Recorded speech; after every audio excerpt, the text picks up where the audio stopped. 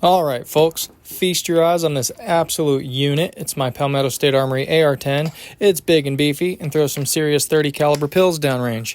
Now if you've ever thought, man, I love my AR-15, but I wish it had more recoil and cost more to shoot, then this just might be the rifle for you. Now, before we break this thing down, let's just appreciate it in its full glory. Look at it. Stare at it. Let the beauty of budget firepower sink in. Alright, that's enough admiration.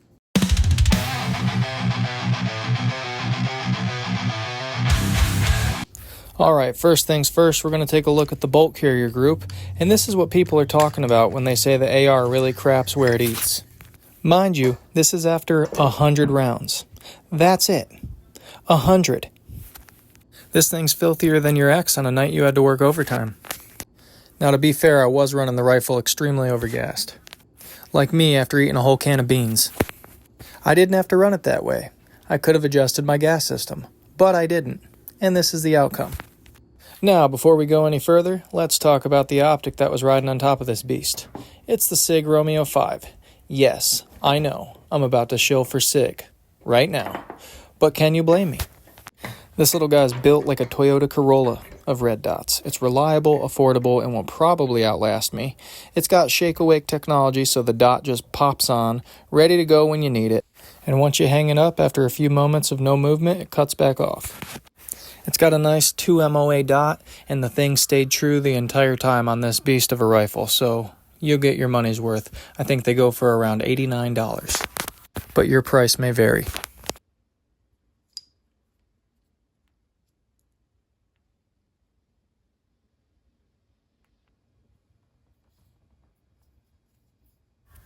Alright, I'm going to go ahead and get this bolt popped apart. It pops apart just like any other AR-15.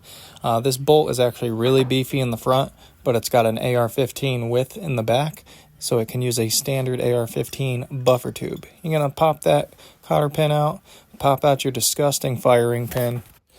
Going to pull that little bolt retainer out, and you're coming out. And now. Alrighty. This is all part of the plan. I planned this.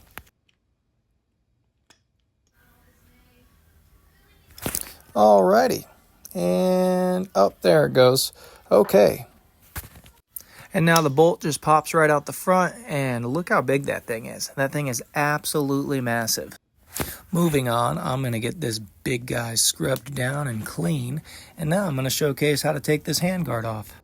I just want to mention that you don't have to take this handguard off ever in your life, but it's good to know how, and I wanted to rip this thing down to bare bones and see what it looked like.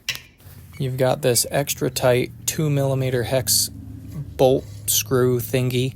You got to pop that out, and then you've only got 3 bolts holding this thing together. PSA keeping it simple as usual.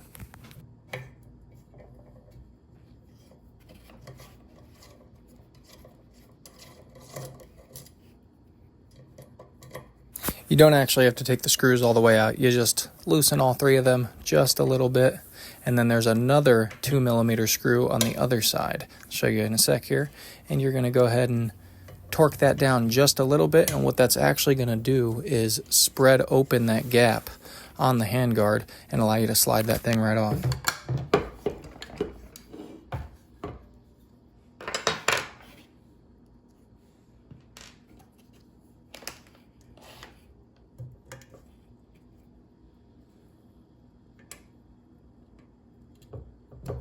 By the way, if you're wondering why I've got some standard bolts and some metric bolts on here, I don't know, dude. I didn't make it. But it's a great rifle.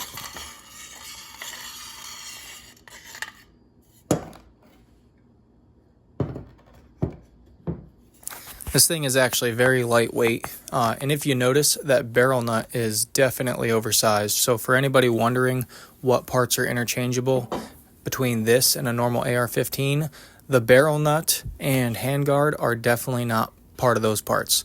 Now the gas tube, on the other hand, is interchangeable. I believe that's a mid-length or rifle-length gas tube. The gas block itself is, of course, oversized and specifically designed for this gun, so that's a no-go. but it is adjustable. They call it a 5-position adjustable gas block, but what's really weird is there's 3 clicks per rotation and 5 full rotations. Super interesting. If you spin it all the way to the right until it stops spinning, it's fully closed and you've turned this thing into a bolt action, and then you can click it back 1 click at a time until it cycles the best way that it could cycle for whatever load you're using. And if there's anything I learned about this rifle, it's real tedious about what kind of loads it can take, unlike your X.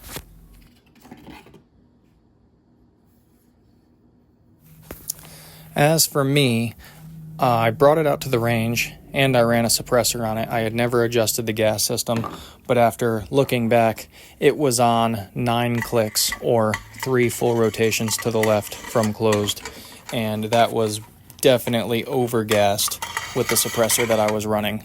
On the other hand, though, without a suppressor, the ejection pattern seemed pretty good. Maybe just a little bit overgassed, roughly 3 o'clock. But the point is, there's plenty of adjustments to choose from, so pick whichever one fits your fancy. Anyways, moving on to the lower. Alright, so surprisingly, the lower almost looks brand spanking new. There's a little bit of carbon buildup in the magwell, but the trigger and the buffer are really clean. As far as parts compatibility in the lower, these things take any mil-spec or aftermarket AR-15 trigger assembly, and the buffer and spring are the same as an AR-15 as well. Now the 308 has a heavier spring and a slightly heavier buffer. This buffer comes in at 3.8 ounces, which isn't significantly more than any standard AR-15 buffer, which is typically 3 ounces or 3.2 ounces.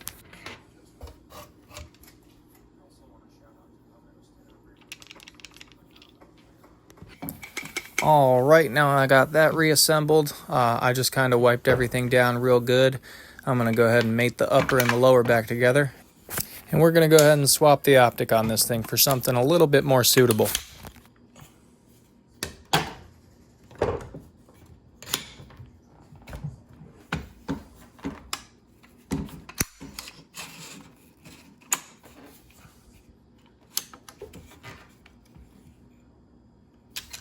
Also, I want to point out, when you clean your rifle, the thing doesn't have to be a museum piece after that.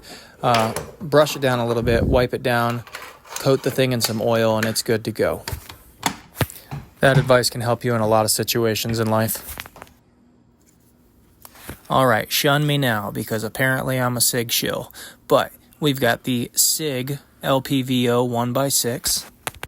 I've used this optic on a couple of rifles now. I've actually used it on a little 7.5-inch pistol build, but I digress. The thing's got really clean glass. In a 1-power zoom, it's like a really nice red dot, and obviously being able to reach out and touch is an added benefit. It installs pretty easily. It actually came with that mount. It's got 2 little nuts on the other side. I think they're a 13 millimeter, and they torque down to 65 inch-pounds. So I'm going to go ahead and torque that down off camera. But before I do that, one thing I wanted to mention, a little trick I actually learned from 2A Ninja. You're always going to have a little bit of movement back and forth. You can see I'm moving that optic front to back.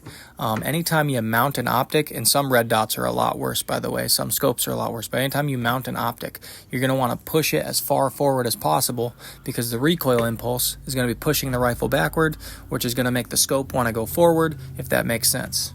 And that you definitely can lose your zero.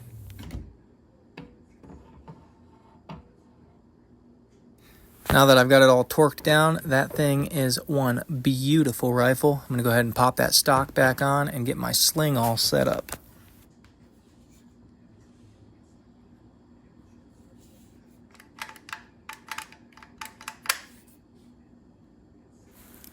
For anyone wondering about the charging handle, I got that latch at Palmetto State Armory's website for about $6. All you got to do is take the factory charging handle. You can pop out the little retaining pin and pop out the factory latch and pop in that latch. And it works in any AR-15 or AR-10 charging handle. Wanted to give you guys a first-person view of this 1x6. Sorry for the shoddy camera work. But there you go. There's the throw lever. You could see me zooming all the way in. You can see those crosshairs real nice. You could even see that big speck of dirt right in the middle of the glass. I'm going to go ahead and turn on this red dot just so you can get a good idea of what that looks like too. It's nice and crispy. The camera really doesn't do it any justice, but it's a great optic.